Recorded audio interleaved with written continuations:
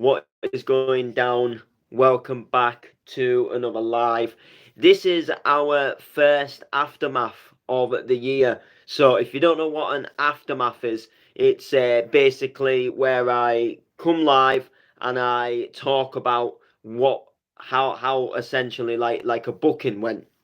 So if you don't follow the channel, if you're new to the channel, what I do is I'll make a live stream and I'll announce a gig at where I'm playing, and then while I'm at the gig, if I can, I'll try and get footage of me at the gig to put on YouTube, and then we'll come live again once the gig's over, and I just have a general tell you a little bit about how the gig went, and we are obviously doing the aftermath, and we're kicking off the year with two gigs, because yesterday I had two gigs in one day. So first off, we was over at Leeds for Leeds Audasmic, and he put like a really banging free party on, and there was like, different rooms of like different music, and it was most certainly a weird one. It was an amazing gig. I enjoyed myself, I enjoyed my set, do not get me wrong, but the venue itself is just like no other venue I've really ever played in before, and nevertheless it didn't make it like any less fun. Nothing, against the venue. It was just a weird old place, and it's just not where you would expect like something that took place to take place, if that makes sense. But nevertheless, it still went down a treat. It was still a shed load of fun, and after that, we hopped back in the car and we took a trip over to Scunthorpe, where I guess you could say I was headlining the show. It was just me all night, playing in Scunthorpe, and that was a good night in itself. And yeah, we'll get on to all of what happened at the gig, and what went down. So Leeds Audasmic, like I say, was a free hardcore party, and then there was a bounce room, and then there was like another room that had like hard house and D&B, little bit of everything in it, and everything kind of went a little bit sort of like tits up with kind of like the set times, and one or two people that I'm aware of pulled out from the event itself and said they could no longer play, which created I guess like a few little issues just along the way, to the point where we kind of just I think the set times, apart from a few people that had to play at a certain time, like IV myself, because I was going off to another gig. I think it was kind of just like, yeah, do you know what? Just jump on, just have fun, enjoy yourselves, play. Grab the mic when you want. Jump behind the decks when you want, sort of. On sort in sort of like rooms that wasn't, where the set times had kind of gone a little bit pear shaped, if you like. Uh, Nevertheless, still made it a shed load of fun. So we arrive at the venue that I actually forgot about and realised I've actually been to the venue before. I'd gone to a little trance night there where Amber D was playing some trance there, and I could totally forgot about that place. The place is called Iger Studios. Yeah, I said it right. Iger Studios. It's essentially a building full of music studios. There's like a main sort of like room with a bar, and there's like a little stage. There's like a stage on it, and that was like I guess what you'd call the main room at the event, and that's where the room where the trance thing was in, that I'd been to previously. And then there was like these other almost like little like studio rooms that went off, like away from that, away from that main room, if you like. And obviously one of them was the hardcore room, which wasn't a massive room within itself. It was quite a small room, but nevertheless, it was still absolutely pumping in there.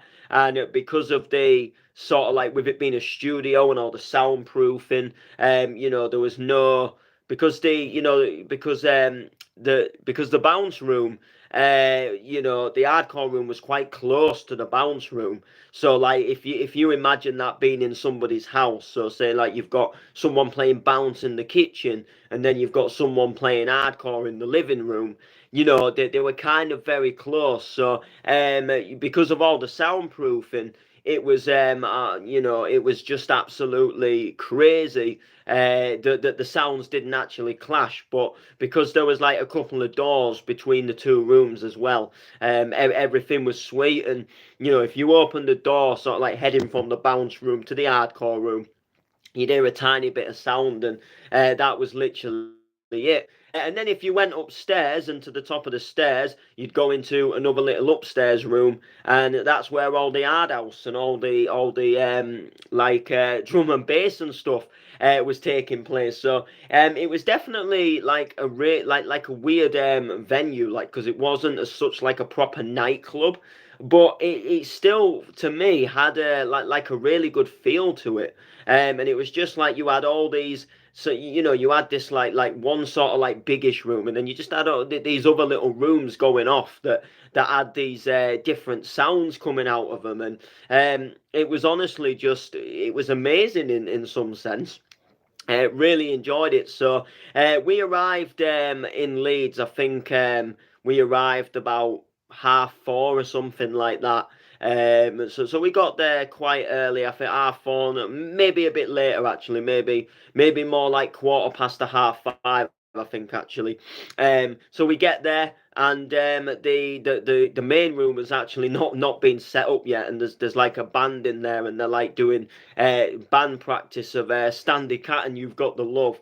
They're playing guitars, and then there's like someone singing it, and it sounded really good actually. And there was like someone had pulled out for the first set in the bounce room, and so I said, look, I could jump on it if you wanted, I'm already here. So that was going to be the original plan, but the bounce room didn't get set up in time. They were still packing all these amps and speakers down. The hardcore room was already going at this point, and the upstairs room, I think, what was just in the process of getting set up, but it was more or less there. It didn't take much setting up. It was just some little speakers, little table, some decks on them, and plugging them in and make sure they're all going. So so we kind of sort of scrapped my first sort of set in the bounce room and just said forget it. And to be fair, because of what was coming up, doing Scunthorpe as well, I thought, you know what, I'm actually quite glad. I don't want to be like physically DJing all night, although I do obviously love being behind the decks. So the hardcore room gets going, and the sounds of Aurora D kicks things off, and Aurora D actually brings a phone, a tripod, a cable, and plugs into the decks and actually does a live stream. Which yeah, all right, it's a good way of documenting sort of like where you've been and where you've played. It's just that I do things I do things a little bit differently. She just kind of like had the camera sort of like facing her the whole time. Whereas, especially if I was playing somewhere like quite a biggish rave, and it's quite a big do, and it's like a sellout event, and obviously loads of tickets have gone. I'd have like camera that kind of like move around and sort of show that she's at a rave, because the one thing that kind of sort of like peed me off a tiny little bit about this is, she's got the camera pointing to her, and don't get me wrong, smashes it, gets loads of views with live streaming, and can't fault it for that situation. But there's people like in the live stream chats that are saying like, get the MC off the mic and get, turn the mics down and do this and do that. And I'm thinking, it's not just about the live stream. We're at an event, and people that are sat at home in their living rooms that have locked onto the live, they can't dictate what happens at an event. So they can't, live stream can't tell someone to get an MC off the mic, because you're at a rave, you're in a nightclub, or you're in a room at a rave, and people in that room who are at the event might be enjoying the fact that the MC's on the mic. What people have got to realize is it's not just about the stream. When you're in a nightclub, you're playing to the nightclub essentially. So like people that are watching from home shouldn't get priority of, kicking that MC off the stage, if that makes sense. And what you've got to realize as well is when you come to a nightclub, you can't just have it how you play it at home. And sometimes you've got to work with maybe somebody that you don't like. Sometimes you have to work with an MC that might babble through the set, but at the end of the day, you've been booked to do a job. You can't come into the nightclub and set it up like your home setup and just expect everything to go like it would as if you were playing at home, because you're at a venue, you're asked to do certain things, and you might get people on your set that you might not necessarily want on the set, but at the end of the day you're booked for it, and you choose to be in this game. It's just how it's got to be. Do you know what I mean? But I do, over in that sense, I do think like live streaming it is like a good idea, because like I say, it documents what you're doing, and it gives clear sound as well. Which is good, rather than just someone filming off the phone with no leading. However, I just think, there's got to be that balance. Like, what's more important, the stream or actually where you're playing? By all means, set a stream up, but don't make the stream the main focus when you're in a venue playing to a crowd. Just use it as a camera to document what you're doing. But each to their own. People do different things. So after Aurora D, I obviously take over and play one of the best hardcore sets that I personally think I've ever played. The whole vibe was just absolutely buzzing for my set. I just absolutely enjoyed myself. The whole set was just fantastic from the start to the finish. I didn't even play what I planned at home. So I planned like a set at home, and I didn't like play the planned set. I played like songs out of the planned set, but I didn't play the planned set. And I just winged it really. I just, when I saw the vibe, because sometimes you go to a venue and then you see the vibe and you get a different vibe.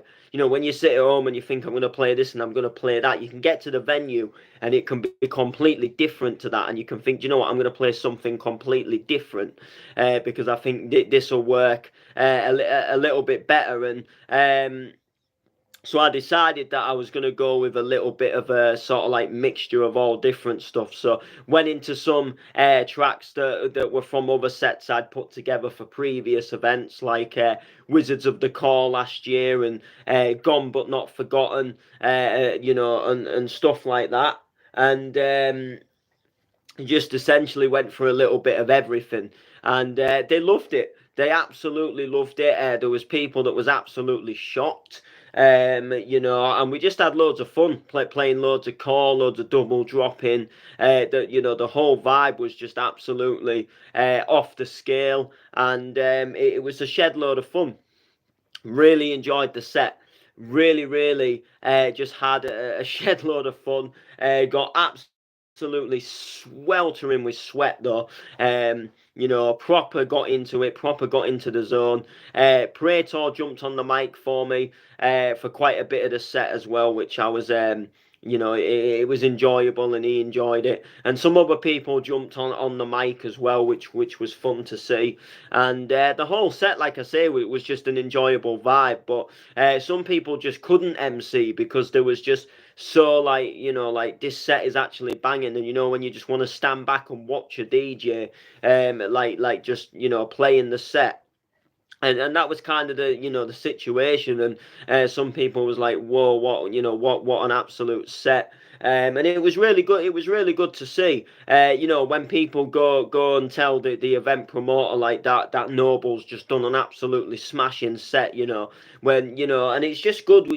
It's a good feeling for me, knowing that I've gone and done my job, entertained people, made people enjoy themselves. When you can do a set that people will remember as well. Like that was a banging set. Like it's just a bonus, because you can fall into that category of just another set. Do you know what I mean? So the fact that this one just did seem to do well, was just good, and I just vibed it. I got into the energy, but because I haven't played hardcore out for a while, I was kind of sort of like I was looking forward to it. It was a little bit of a change because I haven't done it for a while, and I guess you can say I am sort of slowly getting like back into my hardcore. Like I suppose I never went off it as such, but I was kind of like delving into like doing more bouncy kind of things. Whereas now I kind of feel like I'm at that sort of like level where I want to do both. You know what I mean? So I guess kind of like the MCing. So like MCing was like a main passion of mine. Did that for so long, and then I kind of felt like, right, I want to try and delve and dive into like doing like DJing. So then I DJ for a while, and that takes off, and then I'm at that level where, do you know what? If I get an MC book and I get one, if I get a DJ book and I get one as well, where I like to do both. And I think, with the DJ, and I was slamming out the hardcore and slamming it out, and then I kind of felt like, right, I kind of want to delve into another genre now. So then I delve into that genre, focus on that for a while, and then I'm at that happy medium now where I'm like, do you know what? I want to play both. So I can get hardcore bookings, you get bounce bookings, but I want to get like trance bookings and like house bookings as well. I want to be able to do quite a few different things, which hopefully will be good. So the set went down, and then we just chilled for a little bit before hitting the road, heading over to Scunthorpe. So we got to Scunthorpe about 9:30. Got let into the venue, got set up and everything because I took my own decks to this one.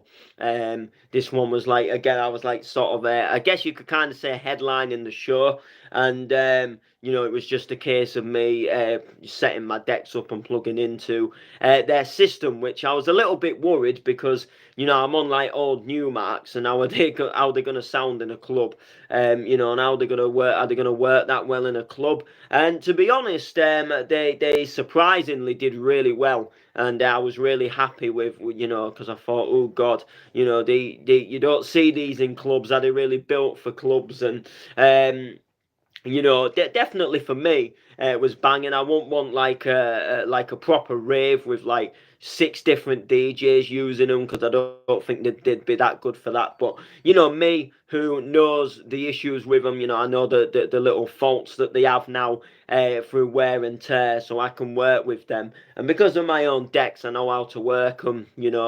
And I think that it most certainly helped knowing how to how to work the decks. And then we finished Scunthorpe.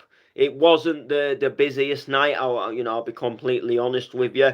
We had a takeaway inside the venue, a nice pizza. I was like mixing bounce tunes and eating the Donna pizza, which was quite funny. And pizza at a rave. And we finished a little bit early just because it wasn't the busiest night on planet Earth, which I know some people, they'd be buzzed about that, so they can go, oh yeah, you had a dead night. But I ain't gonna sit here and lie. It wasn't the busiest night on planet Earth.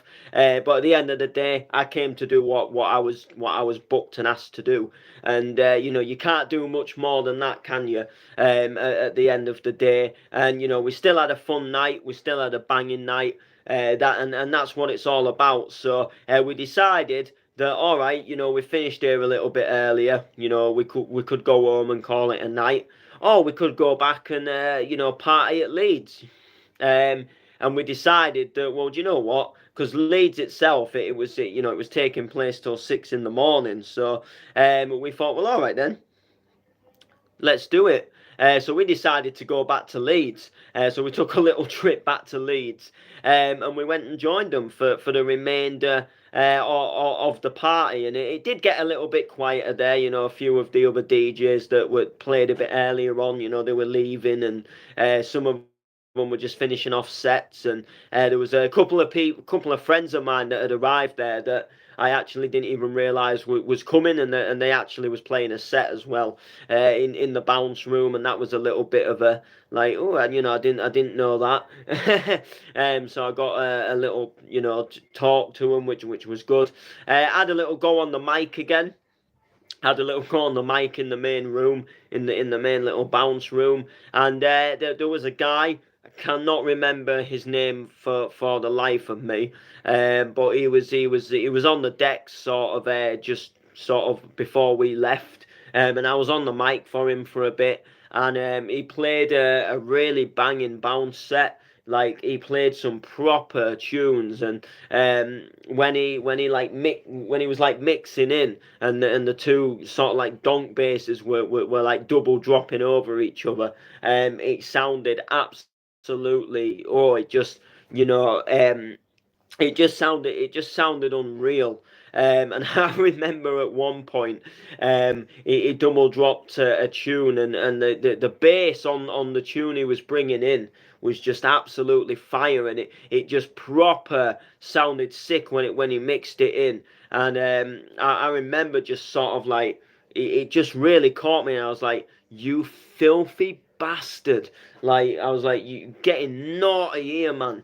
I was like, it proper sounded sick. And it was really good. He played an absolutely belting set. He played some really good bounce tunes as well.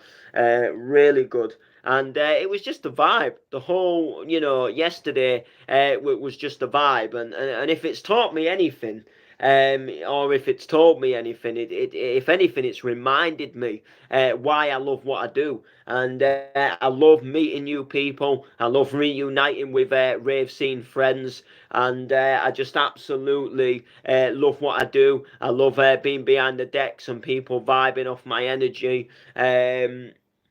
Absolutely, just it was a cracking sort of late afternoon into early evening into the early hours. It was just absolutely crazy. And we was out a fair while, because I think I think we set off maybe about 3:45 or something. Do you know what I mean? So we was out like over 12 hours, out the house, which is crazy. Time just flies when you're at events. But yeah, it was just an absolute shed load of fun. What can I say? Do you know what I mean?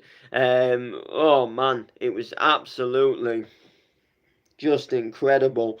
Jeez, what yeah, just what a day into night. I know the Leeds Audasmic. I know they want to. I know they want to book me again, for quite a few different things. Obviously, it's a venue, it's an event. It's always a little hard to kind of like get a good talk to someone in that sense. So I'm sure once we're all a little bit back to normal, and back in the weekdays, I'm sure he'll sort of like give me a nudge, and we can talk a little bit more, when we're back to normal. I mean, I feel normal now. I mean, I feel a little bit tired, but, there's other people that like a good drink, and, there's people that like the other stuff as well, which we won't go into detail about that, but, you've got to recover from it, haven't you? And you've got to kind of come back to planet Earth, which I'm sure you get what I mean. So, it's always better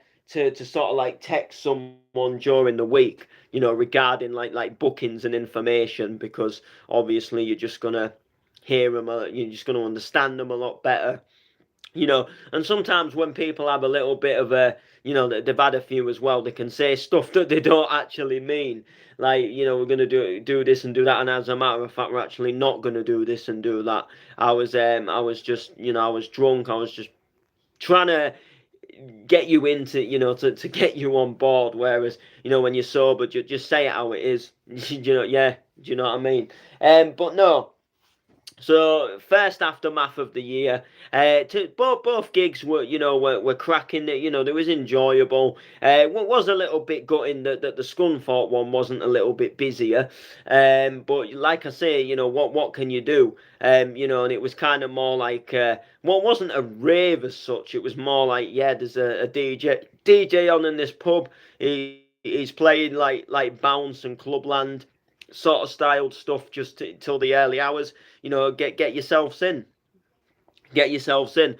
Personally, I would have maybe made it a free entry instead of £3 on the door. I know £3 isn't really breaking the balance, but it might give people that sort of, oh, we don't have to pay anything to come in because, although, yeah, I'm doing quite well and I'm getting a shed load of bookings, I'm not, because it was just a flyer with me on it. I'm not really gonna. I'm still not at that like ability to to pull people in to make them think, oh, Noble's coming to Scunthorpe. Like, whereas if you said like David Guetta's coming to Scunthorpe, do you know what I mean? It'd be a little bit different, wouldn't it?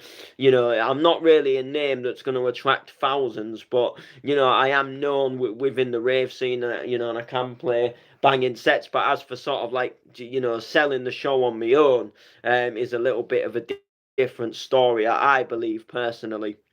But anyway, that is going to do it for this aftermath. I haven't even plugged the decks back in yet, and I probably won't plug them in till later on. We'll see how we go. So yeah, make sure to like, comment, share. Peace out.